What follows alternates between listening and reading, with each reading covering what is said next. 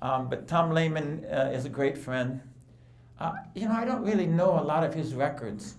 And that, I'm guilty of that. I usually look them up the night before, but my wife isn't here with the computer to give me all the fantastic statistics. But he's got a list of them, I guarantee it. I do know he's won the last 2 Schwab Cups, which means he's got money in his pocket. And I do know he's the only player in history to win the Nationwide Tour, the regular tour, and on the Senior Tour, and on the LPGA Tour. He's the only guy that's done all of that. I know that. And that's amazing. Very nice. You're pretty sly, you know that. You were waiting to say it all morning, weren't you? Tom also loves basketball, so we get along just great. We get along great. Tom, tell us and get started, and don't feel like you have to stop at any time. I have questions, obviously, but we want you to share, and feel free to share anything you have. First, tell us maybe one of your funny stories. This is a group that likes to laugh, by the way. Yeah, I couldn't tell that. Yeah. But in terms of interesting golf things, I do have one thing is you know, to me the things that are most significant in golf, you know, or actually in any kind of athletic pursuit, is if you can do something that's never been done before. Like, I take a lot of pride in the fact that you know, you mentioned I'm the only guy who's been both the Nationwide Tour, the PGA Tour, the Champions Tour, and the LPGA Tour Player of the Year. That last one was really tough. You know, that's never been done before. You know, ranked #1 in the world, being from Minnesota, that's the first Minnesotan, that's never been done before. So the things that are, you know, that no one's ever done are the most significant. And I keep telling people there's something that I did that I promise you has never been done before in golf. Happened in the U.S. Open 2000, I think it was 2002 at Bethpage. I'm not sure if you ever played at Bethpage, but you know, what a monster of a course. And you know, every hole up there is so difficult and it's long. And the 5th hole is this hole that the fairway angles away from, you know, left, you know, to right. So the further right you can hit it, and the more of the bunker you can chew off, the shorter you can make the hole. And so the idea is that, you know, if you can hit it long and you can carry the whole bunker down the right side, you can really shorten the hole and make, instead of a driver and a 3 or 4 iron, maybe it's a driver and a 7 iron. So I was playing really well, hitting it solid off the tee, and I said, I'm going to take it over the entire bunker. So I aimed right down the right edge of the fairway over the very far edge of the bunker and just beat on this thing and just smoked it. But just kind of pushed it just a hair, just enough where I knew it was going to miss the fairway. But I thought, well, for sure it's going to get over the bunker, but it might be in the rough. You know, that U.S. Open rough is tough. And so I, you know, walk down there, and you know, I'm walking past the bunker, and you know, I'm walking past the bunker. There's no ball in the bunker, and you know, I'm looking up in the crowd where the ball should have been, and they're all just standing there like the ball's not in the crowd either, and they're all kind of looking back at me, and I walk past the bunker, and the bunker lip goes up like this, and a big bank goes down like this on the other side, and my ball is right on the downslope in back of the bunker, in the high grass. And I'm thinking to myself, there is absolutely no way that ball could get there. How did that ball get there? It's impossible for that ball to get in that spot right there. I was further right. I mean, Andrew, my caddy, how'd that happen? I mean, how'd that ball get there? And well, the crowd says, well, the guy over here in the red jacket hit him in the shin, and it bounced backwards into that spot. And he has a big old welt on his shin. So I said, hey, I'm really sorry. Are you okay? And he goes, yeah, I'm fine. No worries. And I go, well, you know, thanks for putting me in this spot right here. And so, you know, now I got a real bind, you know, because I've got to get this ball back to the fairway, and the grass is really high, and it's kind of growing down the hill, so my ball's kind of back up underneath it. And so I'm just basically aiming sideways, trying to hack it out into the fairway. And the more I stand over this ball, the more I realize it's a tough shot, you know, because it's a really downhill lie. So I'm kind of like, you know, this, you know, trying to get the angle. I'm picking up the club, and I'm trying to, you know, figure how to get up to the ball. And as I do that, the crowd starts backing away from me.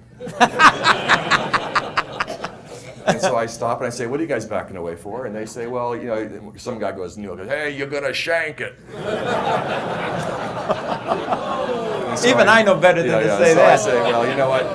I haven't shanked a ball in 25 years. You guys are safe. You can move back. And besides that, I'm aiming that way. I'm aiming away from you. So they all come right back up to the rope again.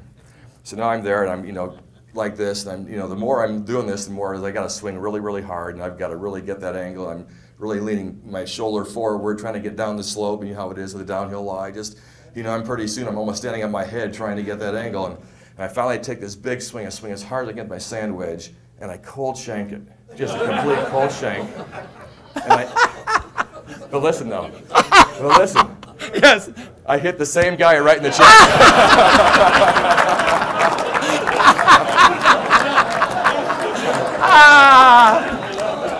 All right, I promise you it's never been done before. You know, the story, you know, one of the biggest stories that had the biggest impact on me, I think, is as a golfer and as a person. It happened in Wichita in 1990. In 1990, I was a part-time member of the Hogan Tour. It was the very first year of the Hogan Tour, and they developed this strategy where, you know, if you're on the Hogan Tour and you finish in the top 5 on the Hogan Tour, you get your PGA Tour card, and you know, that became the nationwide tour, and now the web.com. But that was the very first year of it, and you know, so I just thought that, well, hey, a year long of qualifying through playing in 30 tournaments is a way better deal than 1 week tour school. But the problem was I was as a conditional member of the tour, so I only got in when enough guys didn't want to play, which is almost never. So I got in one tournament in Baton Rouge. The next one was in Wichita in the end of July. And so I got there without a caddy. I mean, I didn't, because I'm a conditional member, I don't have a full-time caddy. So I got there, went to the pro shop and said to the pro, I need a caddy. I need to get, you know, somebody to carry my bag. And he goes, let me look around. We don't really have anybody here. I'll check it out for you. And he came back and said, hey, I found a kid. He wants to caddy. The only problem is he's a wrestler, not a golfer. So, you know, you get a bad that could help. He puts you in a full Nelson. And, you know. But I said, look, I just need somebody to carry the bag. It doesn't have to be, you know, I know a lot about golf. I can handle that portion. Yeah, that's fine. The wrestler's good. And so away we went, me and the wrestler. And he carried the bag. He was on time. He was polite, very quiet, didn't talk a lot. You know, played in the Pro-Am, played the first round, 67, played the second round, 67, played the third round, 66, like 16 under par, whatever we shot. I win the tournament, okay, which is a huge blessing because we're broke. I'm traveling in a beat-up old Volvo with my wife and our young daughter with no money, where we have zero, and which is not unusual. I mean, a lot of guys in the minis have zero. But, you know, when people think, you know, zero, they think, well, yeah, I mean, zero means, you know, we got a little bit safety net back there somewhere, a couple of grand. No, zero means zero. Actually, I think you were -0 if you want to be well, honest. I was in debt, yeah. Yeah, thank you. Yeah. Let's get honest up here, man. Yeah. These guys want to... Yeah, I played in another mini tour thing earlier in the year and finished second or third and made $6,000 in the check bounce. and so they never did make it right.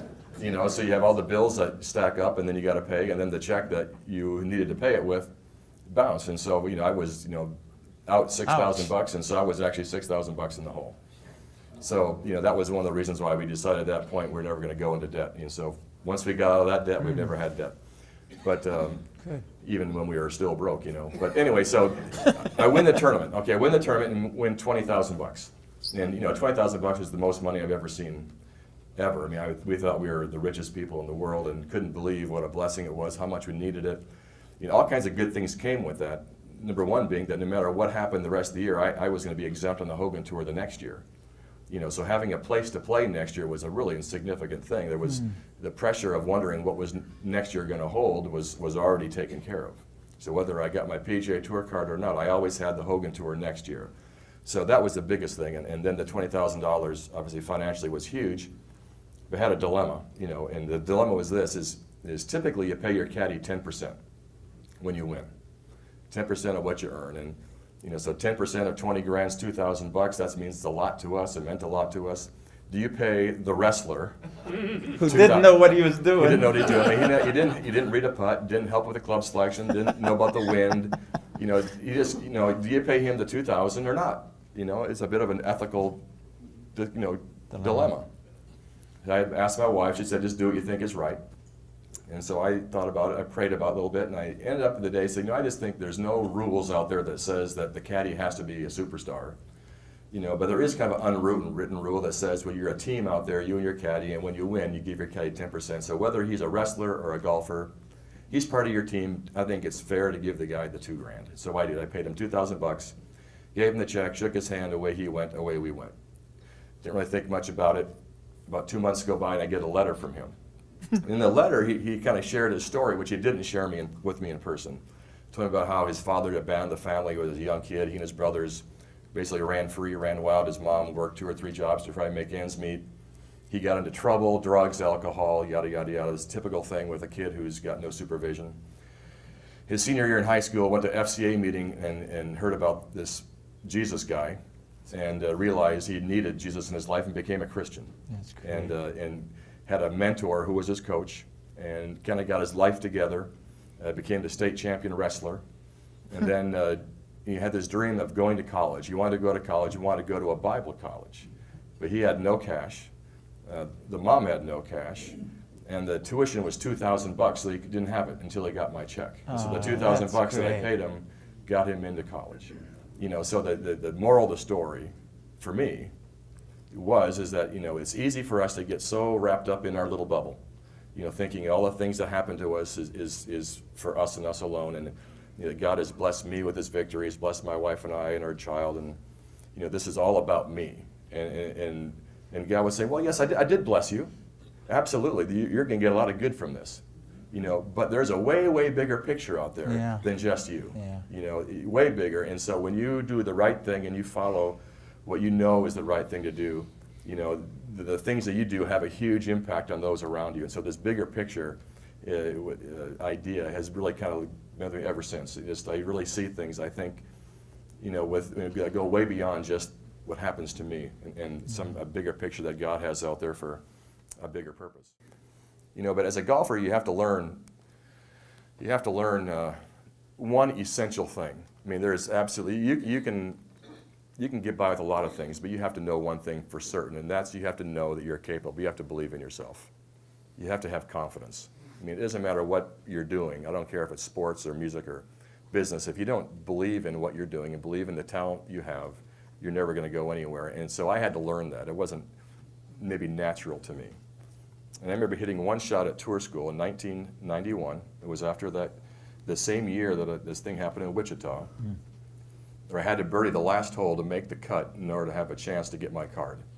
And so it was the 72nd hole of the tournament. I had started the tournament out poorly, shot 78 the first round, a terrible 9 holes the second round, and ended up making a big comeback. So I had to make a birdie on the 72nd hole just to make the 4-round cut to get to the last 2 days to have a chance to get my card. And hit an 8-iron to a back right pin, tried to hit a little cut shot, which is not my shot. And I hit it 2 feet, tapped in for birdie. You know, that one shot right there, just under the pressure of that situation, said to me, you have the talent that it takes under pressure to do what you got to do. You know, you have what it takes to believe in yourself. And from that day forward, I really believed that I had it. I really believed in my ability. Now, 2 days later, the same position, I had to make a birdie on the last hole, the 108th hole, to get my card. If I make a birdie on 18, I get my PGA Tour card. If I make a par, I don't. It's a long hole, driver 5-iron. Beautiful drive, beautiful 5-iron, about 15 feet just right of the hole. My playing partner that I was with was just outside of me on the exact same line. You know, what could be better than that? I watched his putt on the top right side, broke across the hole, missed low. So I thought, well, okay, the grain takes it left. I put this putt just a little bit higher on the right side. It started breaking, got about 3 feet, straightened out, hit the top lip, 360, lipped out, sat in the lip, didn't go in. Walked off the course literally in tears. The only time in my life I ever walked off a golf course in tears. I was just, my wife was there, I just sobbed. I just like, you know, okay, that's it, the dream gone for one more year. This is after about 7 or 6 misses at tour school. You know, knowing that but you know what, the confidence thing was important. So the next year I became the Hogan Tour Player of the Year and then got my card that way. And so where this is all going is this, is that you have all these ups and these downs and you travel the journey with successes and failures and you learn things that are really important, that are really significant to help you with your golf game and with your life and with your perspective. You know, but this whole journey, they call it a journey for a purpose because you're never ever quite to the destination. There's always some things you need to learn. And so for me, the thing I really needed the most was this, is that I knew that God forgave me at age 15. I understood the grace that Jesus has by dying on the cross at age 15. I understood that, realized that I needed forgiveness, that I was separated from God because I was sinful, and I needed that forgiveness, and I wanted to feel this, being on the same team as God. And so I understood the forgiveness. You know, but there was always something missing. And so as I went through all these years of striving and successes and failures, it just seemed like every time I would fail, it just kind of would affect me in this really powerful way. And I just couldn't shake the feeling that I wasn't quite good enough, I wasn't quite measuring up, which I think was a total lie, but we believe lies quite often. So it wasn't, I go into my 40s and had become #1 in the world, had won a British Open, had been on the Ryder Cup team 3 times and the President's Cup team 3 times, and we just feel like, I'm actually really miserable. And I just, like this, sometimes you just get these clear messages. And here was a message, because I think I've been striving and trying to be the best Christian guy I could be, trying to do the right things, and I think if you put yourself on a bell curve, I probably was doing okay, I mean, if God graded on a curve or whatever, but he doesn't. A lot of people think he does. Yeah, but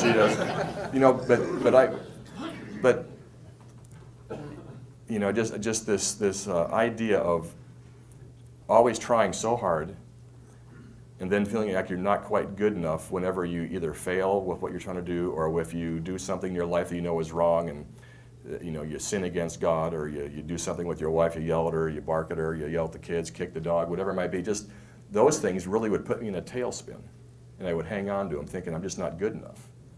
And so that's why I get to this whole point of, after all the things that went so well and so good, and a great marriage and great kids, and this little voice one day said to me, Tom, if I loved you so much that I sent my son Jesus Christ to come to this earth to die for you on a cross, to forgive you, why can't you forgive yourself?